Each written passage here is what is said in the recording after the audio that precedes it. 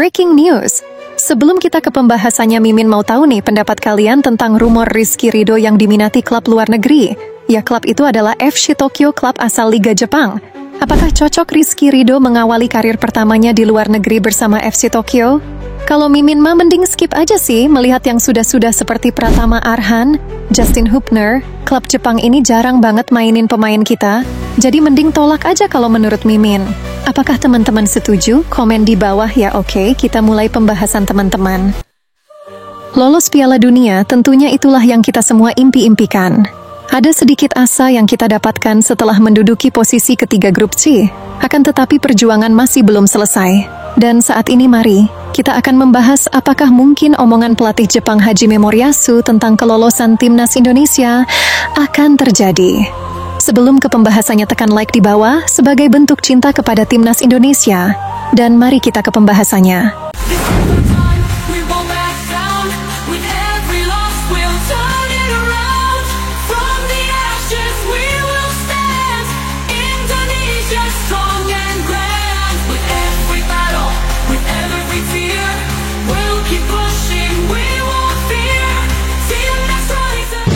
Dalam ajang kualifikasi Piala Dunia kali ini, timnas Indonesia adalah tim debutan.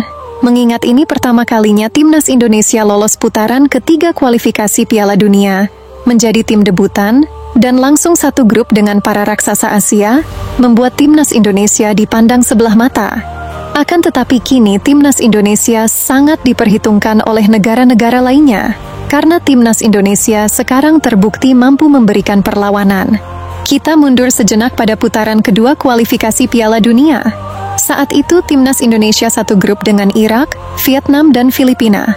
Saking seringnya timnas Indonesia satu grup dengan Irak, membuat pelatih timnas Irak mengatakan hal seperti ini. I think Indonesia will be the next team because they have to play against Philippines there, and if they have this level, I'm sure Indonesia win the match. Obviously, we want to win too the next match. We want to win all matches. So if we win Vietnam, Indonesia is qualified too. Dan terbukti omongan pelatih Irak saat putaran kedua pun menjadi nyata. Timnas Indonesia resmi lanjut ke putaran ketiga setelah menjadi runner-up pada putaran kedua. Dan hal ini menjadi ikatan persaudaraan yang sangat romantis antara Irak dan Indonesia. Media-media asal Irak pun selalu memposting hal-hal untuk menyemangati Indonesia. Warga Irak pun mendoakan Irak dan Indonesia bisa lolos Piala Dunia. Kita lanjut kembali ke putaran ketiga saat ini. Sesudah Indonesia menjalani laga pertamanya di putaran ketiga yang menahan imbang Arab Saudi, pelatih Jepang Hajime Moriyasu mengatakan hal yang sama persis yang dikatakan oleh pelatih Irak saat putaran kedua. Begini pernyataan pelatih Jepang tentang timnas Indonesia. Jujur saya sangat kaget melihat Indonesia saat ini. Saat Piala Asia kami juga satu grup dengan Indonesia. Pada saat Piala Asia saya melihat perkembangan yang sangat pesat dari timnas Indonesia. Dan sekarang pada putaran ketiga kami satu grup lagi dengan Indonesia. Indonesia kali ini memiliki pemain-pemain yang sangat bagus. Dan saya rasa Indonesia akan lolos ke Piala Dunia bersama kami Jepang dari grup C. Ujar pelatih Jepang Hajime Moriyasu. Ya tentunya semoga ucapan pelatih Jepang ini juga menjadi nyata ya teman-teman. Sama halnya dengan pernyataan pelatih Irak saat putaran kedua. Supporter Jepang juga berharap Indonesia lah yang akan menemani Jepang lolos Piala Dunia. Supporter Jepang masih belum bisa move on dengan suasana sambutan hangat para supporter timnas Indonesia. Dari koreo sambutan Godzilla raksasa yang melambangkan begitu perkasanya timnas Jepang di Asia, hingga momen saling berbalas yel-yel dengan supporter Indonesia. Dan masih banyak lagi momen-momen kehangatan yang dirasakan supporter Jepang. Sehingga mereka akan membalas kebaikan supporter Indonesia saat away ke Jepang bulan Juni tahun depan. Dan berharap Indonesia menemani Jepang lolos Piala Dunia. Supporter Jepang juga menilai supporter Cina. Jepang menganggap Cina sangat tidak pantas lolos Piala Dunia, dikarenakan supporternya yang rasis dan tak sopan, menghina lagu kebangsaan dan melakukan tindakan provokatif. Hal itu membuat Jepang menilai bahwa Cina adalah negara yang tak layak lolos Piala Dunia. Sehingga Jepang menilai Indonesia lah yang lebih pantas lolos Piala Dunia bersama Jepang. Gokil kan teman-teman? Dulu kita berharap banget bisa sejajar dengan Vietnam dan Thailand di Piala AFF, akan tetapi sekarang teman kita sudah berbeda. Teman kita sekarang adalah Jepang dan Irak. Mereka sangat mensupport kita, bahkan di sosial media kita dielu-elukan sebagai 3 bersaudara.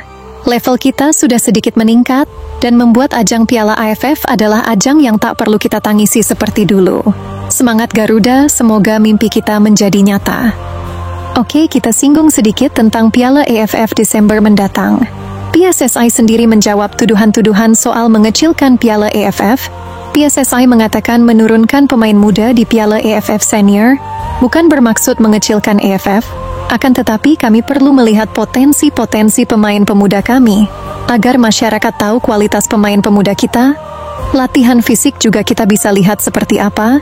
Bahkan kabar buruknya pemain muda kita yang disiapkan untuk AFF kali ini, passing yang benar saja masih Coach Shin Tae-yong ajarkan.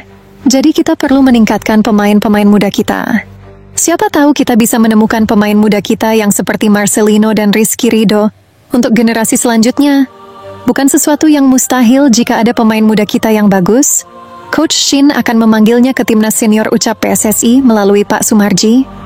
Ya tentu saja Piala AFF kali ini tak seheboh dulu, mengingat timnas senior kita sudah 1 langkah lebih maju ketimbang negara-negara ASEAN lainnya.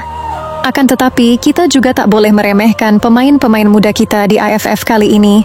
Mimin yakin mereka akan habis-habisan di Piala AFF kali ini, mengingat mereka juga ingin unjuk kemampuan kepada pelatih dan seluruh rakyat Indonesia. Oh iya, ada isu soal Miliano Jonathan yang kini mulai memikirkan matang-matang ingin gabung timnas Indonesia. Akan tetapi, warga Belanda meminta Miliano untuk lebih memilih Belanda saja daripada Indonesia. Emang sih Belanda lebih menjanjikan, akan tetapi Ronald Koeman itu sering PHP, jadi para pemain juga pada malas. Ups, contohnya banyak kok yang jadi korban PHP pelatih Belanda Ronald Koeman. Contoh oleh Romani, Calvin Verdonk, Kevin Dix, dan Mace Hilgers. Mereka adalah sebagian kecil pemain-pemain yang di-PHP-in oleh pelatih Belanda. Dan di luar sana masih banyak lagi. Jadi jangan salahkan mereka jika mereka memilih opsi lain, mengingat jika mereka memiliki kesempatan membela 2 negara. Komen pendapat teman-teman di bawah ya. Ya itulah pembahasan seputar timnas Indonesia. Maafkan jika ada salah kata ataupun ucapan dari Mimin ya teman-teman. Mari kita dukung terus timnas kita untuk meraih impiannya. Terima kasih sudah menonton teman-teman. Dukungan dari kalian sangatlah berharga. Sehat selalu teman-teman, sampai jumpa di video selanjutnya.